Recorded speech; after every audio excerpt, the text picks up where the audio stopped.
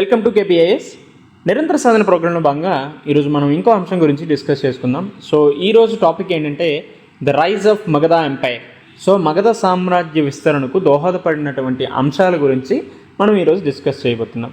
So దీనికి మనం ఏ విధంగా ఇంట్రొడక్షన్ అనేది స్టార్ట్ చేయొచ్చు అంటే, సాధారణంగా మనం హిస్టరీ రిలేటెడ్ ఏవైనా అంశాలు ఇస్తే దానికి సంబంధించి కాలానుగుణంగా మనం స్టార్ట్ చేస్తూ మన ఇంట్రొడక్షన్ చెప్పచ్చు.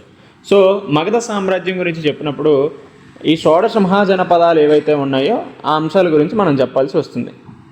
షోడశ మహాజనపదాస్ గురించి మనం చెప్పాల్సి వస్తుంది. అదేవిధంగా లేదంటే ఆ కాలానుగుణంగా కూడా చెప్పచ్చు. క్రీస్తు పూర్వం 6వ శతాబ్దం అని చెప్పచ్చు. సో ఈ క్రీస్తు పూర్వం 6వ శతాబ్దంలో ఈ షోడశ మహాజనపదాలు అని ఉన్నాయి.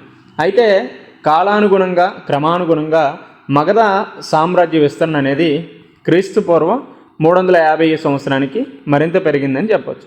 సో ఈ విధంగా వీటిని బేస్ చేసుకొని మన యొక్క ఇంట్రొడక్షన్ అనేది స్టార్ట్ చేయొచ్చు. సో ఇకపోతే మనకి మేజర్గా బాడీలో ఏ అంశం గురించి అడగడం జరిగింది? మగధ సామ్రాజ్య విస్తరణకు దోహదపడినటువంటి అంశాల గురించి అడగడం జరిగింది. సో ఈ కాంటెక్స్లో మనం క్రమానుగుణంగా క్రమ పద్ధతిలో మనం ఖచ్చితంగా పాయింట్స్ని రాయాల్సి ఉంటుంది. అలా కాకుండా మనకి నచ్చినట్టు ఏవో ఒక పాయింట్స్ రాసామనుకోండి, అది చాలా ఇంపాక్ట్ పడుతుంది. ఎందుకంటే ఎగ్జామ్లను మన నుంచి ఆశించేది సో ఒక ప్రొడక్టివ్గా ఒక క్రమ పద్ధతిలో రాస్తున్నాడా లేదా అనేది మన దగ్గర నుంచి ఎక్కువగా ఆశిస్తారు.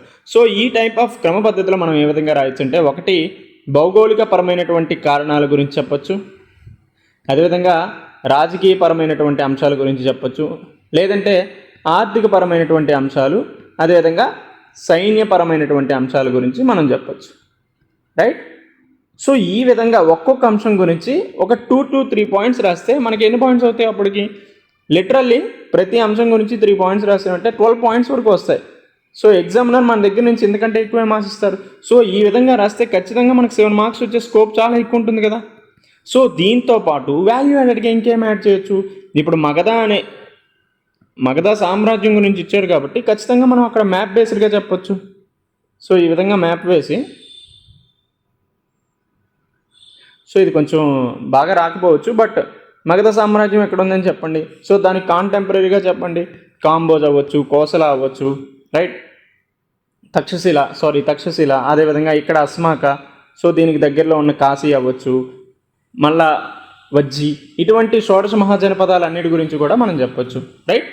ఇకపోతే మనం మేజర్గా ఏ విధంగా మన యొక్క ఆన్సర్ని ప్రజెంట్ చేస్తాం? ఫస్ట్ భౌగోళికపరమైనటువంటి అంశాలు అన్నారు కాబట్టి ఏ విధమైనటువంటి అంశాలు వస్తాయి? స్టార్టింగ్గా మోస్ట్లీ ఇప్పుడు మగధ సామ్రాజ్యం చూసామంటే మోస్ట్లీ చోటా నాగ్పూర్ ఆ ప్రాంతంలోనే ఉంటుంది. సో ఈ చోటా నాగ్పూర్ ప్రాంతం, ఈ ఏరియా అంతా కూడా ఐరన్ ఓర్ డిపాజిట్స్ చాలా ఎక్కువగా ఉంటాయి. సో ఐరన్ ఓర్ డిపాజిట్స్ ఎక్కువగా ఉండటం వల్ల ఆయుధాల తయారీకి చాలా ఎక్కువగా స్కోప్ ఉండేది. సో ఈ ఆయుధాల తయారీ సరిగ్గా జరగడం వల్ల సైన్యంగా చాలా బలపడింది. సో ఇన్ కేస్ ఏదైనా యుద్ధాలతో వారికి వెళ్ళిందంటే ఖచ్చితంగా అక్కడికి వీళ్ళే గెలిచేవారు, because of iron ore deposits సరిగ్గా ఉండటం వల్ల. సో భౌగోళికపరమైనటువంటి అంశాల్లో అది తీసుకుంటే ఇంకా ఫెర్టైల్ ల్యాండ్స్ కూడా ఉండడం.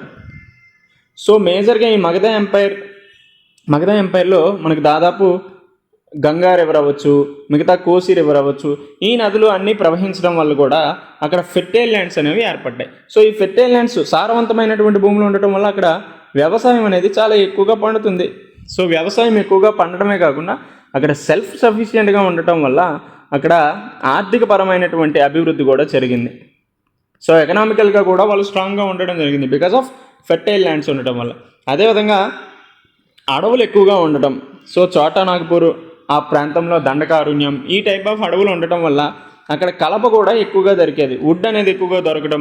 సో ఈ వుడ్ ఎక్కువగా రథాలకి చారియట్స్ని తయారు చేసేందుకు ఉపయోగపడ్డాయి. సో ఈ చారియట్స్ని ఎక్కువగా సైన్యం ఉపయోగించే వాళ్ళు, వీళ్ళు ఎక్కువగా ఏవైనా యుద్ధాలకు వెళ్ళేటప్పుడు వీటిని ఎక్కువగా వాడేవారు. ఇదే కాకుండా ఎలిఫెంట్స్ను కూడా ఎక్కువగా ఉపయోగించడం జరిగింది. సో అడవులు ఎక్కువగా ఏనుగులు సంచరించడం, సో ఆ ఏనుగుల్ని మచ్చిక చేసుకోవడం, తద్వారా సైన్యంలో ప్రవేశపెట్టడం జరిగింది. సో ఈ విధంగా మిలిటరీ పరంగా కూడా వీళ్ళు స్ట్రాంగ్ అయ్యారు. At the same time strategic లొకేషన్గా చూసుకున్న వీళ్ళు మేజర్గా మగధ సామ్రాజ్యం విస్తరణ పెరగడానికి కారణంగా చెప్పవచ్చు. ఫర్ ఎగ్జాంపుల్ స్ట్రాటజిక్ లొకేషన్స్ అంటే అక్కడ నదులు అవ్వచ్చు, నదీ వ్యవస్థ అవ్వచ్చు, అదేవిధంగా మౌంటైన్స్, పర్వతాల వ్యవస్థ కూడా గురించి కూడా మనం చెప్పొచ్చు. నదీ వ్యవస్థ దాదాపు 5 నదీ వ్యవస్థలకు మధ్యలో పాటలీపుత్ర అనే క్యాపిటల్ ఉండే. అదేవిధంగా మౌంటైన్స్కి మధ్యలో రాజగృహ అనే క్యాపిటల్ ఉండేది. సో ఈ విధంగా క్యాపిటల్స్ చాలా స్ట్రాంగ్గా ఉండేవి. అట్ ది సేమ్ టైం ఈ నదీ వ్యవస్థ ఇది వాటర్ ఫోర్ట్గా ఉండేది.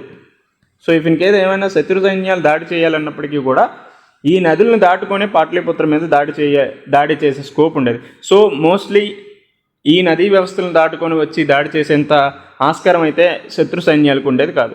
అదేవిధంగా ఇటువంటి పర్వతాలను దాటుకొని వచ్చి రాజగృహం మీద దాడి చేసే ఇదైతే ఉండేది. బట్ దీన్ని కూడా శత్రు సైన్యాలు ఛేదించలేకపోయాయి. సో ఈ విధంగా స్ట్రాటజికల్ లొకేషన్లో ఉండటం వల్ల కూడా మగధ సామ్రాజ్యం అనేది విస్తరించడానికి మేజర్ కారణంగా చెప్పుకోవచ్చు. ఇకపోతే రాజకీయపరమైనటువంటి అంశాలు చూసుకుంటే మేజర్గా ఇక్కడ రూలర్స్ రాజులు ఎవరైతే ఉన్నారో వాళ్ళు చాలా స్ట్రాంగ్గా ఉన్నారు. ఫర్ ఎగ్జాంపుల్ ఇక్కడ మనం ఎన్ని రకాల రాజులు ఉండేవారో ఎన్ని రకాల డైనస్టీస్ ఉన్నాయి అనే అంశం గురించి మనం చదువుకోవచ్చు. సో మేజర్గా మగధ సామ్రాజ్యాన్ని పరిపాలించిన 3 రాజ్య వంశాలు ఏమంటే, ఒకటి ఆర్యాంక, అదేవిధంగా శిశునాగ, అదేవిధంగా నందా డైనస్టీ. సో ఈ నందా డైనస్టీ అవ్వచ్చు, శిశునాగ డైనస్టీ, ఆర్యాంక డైనస్టీ, ఈ 3 గురించి కూడా మనం ప్రిలిమ్స్లో చదువుకున్నాం. సో ఒక్కొక్క ఆర్యాంక డైనస్టీలో ఇంపార్టెంట్ ఎవరు, బింబిసార అవ్వచ్చు, లేదంటే అజాతశత్రు. అదేవిధంగా శిశునాగ డైనస్టీలు అయితే శిశునాగ లేదంటే కాలాశోక. అదేవిధంగా నందా డైనస్టీలో మహాపద్మనంద, అదేవిధంగా ధనానంద. సో వీళ్ళందరూ స్ట్రాంగ్గా ఉండటం వల్ల కూడా మగధ ఎంపైర్ అనేది విస్తరణకి మేజర్ కారణంగా చెప్పుకోవచ్చు. రైట్. ఇదే కాకుండా ఈ బింబిసార అవ్వచ్చు, అజాతశత్రువు, వీళ్ళు వార్స్లో చాలా సిద్ధహస్తులుగా ఉండడం. అదేవిధంగా బింబిసార అయితే మ్యాట్రిమోనియల్ అలయన్స్ అనేవి ఎక్కువగా ఏర్పాటు చేసుకోవడం వల్ల కూడా మగధ సామ్రాజ్యం విస్తరణకు దోహదపడిందని మనం చెప్పుకోవచ్చు. సో మేజర్గా వార్ రిలేటెడ్ అయితే అంగా మీద దాడి చేయడం, ఏదైతే షోడశ మహాజనపదాల్లో ఒక జనపదం ఉందో అంగా మీద అజాతశత్రువు దాడి చేయడం, అదేవిధంగా మ్యాట్రిమోనియల్ అలయన్స్లో కోసల రాణిని బింబిసార వివాహం చేసుకోవడం. సో ఈ విధంగా ఉండటం వల్ల మోస్ట్ ఆఫ్ ద మహాజనపదాస్ ఏవైతే ఉన్నాయో అవి మగధ జనపదాస్లో మెర్జ్ అవ్వడం జరిగింది. At the same time matrimonial alliance అవ్వచ్చు, అదేవిధంగా డిప్లొమాటిక్ రిలేషన్స్లో కూడా సరిగ్గా ఉండటం వల్ల మగధ సామ్రాజ్యం అనేది విస్తరణకి కారణమైంది. అండ్ ఆల్సో ఈ రూలర్స్ ఎవరైతే ఉన్నారో వీళ్ళు అనార్థోడాక్స్ అండ్ లిబరల్గా ఉన్నారు. అనార్థోడాక్స్ అదేవిధంగా లిబరల్గా ఉండటం వల్ల కూడా మగధ సామ్రాజ్యం విస్తరణకు కారణమైంది. సో మేజర్గా అజాతశత్రువు అవ్వచ్చు, బింబిసార బుద్ధుడికి కాంటెంపరీగా ఉన్నారు. సో ఇక్కడ వీళ్ళు liberal policies at the same time religious tolerance ఉండటం వల్ల కూడా మగధ సామ్రాజ్యం విస్తరణకు కారణమైంది. ఇకపోతే ఎకానమీ పర్స్పెక్టివ్లో చూసుకుందాం. ఆర్థికపరమైనటువంటి అంశాల్లో చూసుకుంటే, సో ఇందాక చెప్పినట్టే అక్కడ ఫెర్టైల్ ల్యాండ్స్ ఉండటం వల్ల సారవంతమైన నేల ఉండటం వల్ల వ్యవసాయానికి చాలా ఎక్కువగా స్కోప్ ఉండేది. సో ఈ వ్యవసాయం ఎప్పుడైతే సమృద్ధిగా పండిందో అక్కడ సెల్ఫ్ సఫిషియెంట్గా మారారు. సెల్ఫ్ సఫిషియెంట్గా మారటం వల్ల అక్కడ ఆర్థిక వ్యవస్థ అనేది పురోగతి సాధించిందని చెప్పుకోవచ్చు. అదేవిధంగా టోల్స్ అవ్వచ్చు, రెవెన్యూస్ అవ్వచ్చు, ఈ విధంగా కూడా ఈ రాజ్యానికి ఎక్కువగా అమౌంట్ వచ్చేది. సో దీనివల్ల మోస్ట్లీ మగధ సామ్రాజ్యం అనేది డెవలప్ అయిందని చెప్పుకోవచ్చు. ఇదే కాకుండా ఎకానమీ పరంగా చూసుకుంటే గిల్డ్స్ అనేవి కూడా అప్పుడప్పుడే అభివృద్ధి చెందుతూ ఉండటం కూడా మేజర్ రీజన్గా చెప్పుకోవచ్చు. ఫర్ ఎగ్జాంపుల్ కోలిక శ్రేణి అవ్వచ్చు, తేలిక శ్రేణి అవ్వచ్చు, ఇటువంటి అంశాలను కూడా మనం యాడ్ చేయడం వల్ల హిస్టరీ పర్స్పెక్టివ్లో ఇవి ఖచ్చితంగా యాడ్ చేయాల్సి ఉంటుంది. సో గిల్డ్స్ పరంగా కావచ్చు, అదేవిధంగా కాయిన్స్ని మింట్ చేసే సంస్కృతి కూడా మనకి మగధ సామ్రాజ్యం నుంచే ప్రారంభమైందని చెప్పుకోవచ్చు. సో పంచ్ మార్కెడ్ కాయిన్స్ కూడా ఇక్కడ లావాదేవీలకి ఎక్కువగా వినియోగించారు. సో ఈ విధంగా కూడా అక్కడ ఆర్థిక వ్యవస్థ అనేది ఏ విధంగా పురోగతి సాధించింది అనేది మనం అర్థం చేసుకోవచ్చు. సో ఈ టైప్ ఆఫ్ కారణాల వల్ల మగధ సామ్రాజ్యం అనేది విస్తరించిందని మనం చెప్పుకోవచ్చు. రైట్.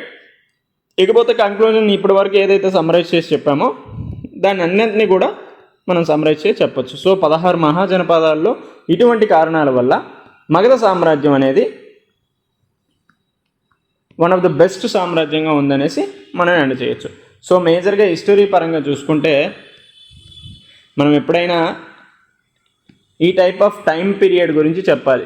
సో టైం పీరియడ్ గురించి చెప్పడమే కాకుండా ఇఫ్ ఇన్ కేస్ ఏవైనా టెంపుల్ ఆర్కిటెక్చర్ అవ్వచ్చు, బుద్ధిస్ట్ స్తూపాస్ గురించి అడిగితే ఖచ్చితంగా మనం డయాగ్రామెటిక్ రిప్రజెంటేషన్ వేసుకోవచ్చు.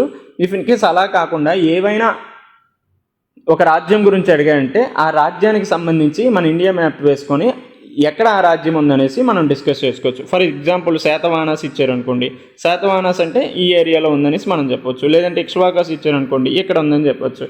అలానే పల్లవాస్ అవ్వచ్చు, చాళుక్యాస్ అవ్వచ్చు, చోళాస్ అవ్వచ్చు. సో ఈ విధంగా ఇస్తే ఖచ్చితంగా మ్యాప్ బేస్డ్గా వేసుకుంటే అక్కడ మనకి వాల్యూ యాడెడ్గా ఖచ్చితంగా ఉంటుంది. So if in case half mark లేదంటే 1 మార్క్ పెరిగే అవకాశం కూడా ఉంది. కాబట్టి ఈ అంశాలని ఖచ్చితంగా జాగ్రత్తగా దృష్టిలో పెట్టుకొని మీరు ఆన్సర్ రైటింగ్ రాయండి. సో ఇకపోతే ఏవైనా సమాధానాలు ఇచ్చేటప్పుడు ఖచ్చితంగా మల్టీ డైమెన్షనల్ అప్రోచ్గా రాయాలి. అంతేగాని మనకి ఏవచ్చో అవి ముందు రాసేయడం అలా కాకుండా ప్రయారిటీ బేస్డ్గా రాయండి. లైక్ ఇక్కడ జియోగ్రఫికల్ అంశాల గురించి అవ్వచ్చు, పొలిటికల్ అంశాల గురించి అవ్వచ్చు, లేదంటే ఎకనామికల్ అంశాల గురించి సపరేట్గా ప్రస్తావిస్తూ రాస్తే చాలా మంచి స్కోప్ ఉంటుంది. సో ఎగ్జామినర్కి కూడా ఈజీగా అర్థం చేసుకోవడానికి స్కోప్ ఉంటుంది. కాబట్టి ఆయన కూడా మంచిగా మార్కులు వేయడానికి ఇష్టపడతారు. రైట్, ఈ విధంగా మనం ఈ అంశాన్ని డిస్కస్ చేసుకుంటే మనకి మంచి మార్క్స్ వస్తాయి. అరౌండ్ ఇలా రాస్తే 7 మార్క్స్ ఈజీగా వస్తాయి. సో ఇది అతిశయోక్తి అనుకోవచ్చు, కానీ మీకు ఇలా రాస్తే ఖచ్చితంగా 7 మార్కులు వచ్చే స్కోప్ ఉంటుంది. ఐ హోప్ మీ అందరికీ అర్థమైంది అనుకుంటున్నాం. సో మళ్ళీ నెక్స్ట్ వీడియోలో ఇంకో అంశంతో కలుసుకుందాం. Until then take care, bye.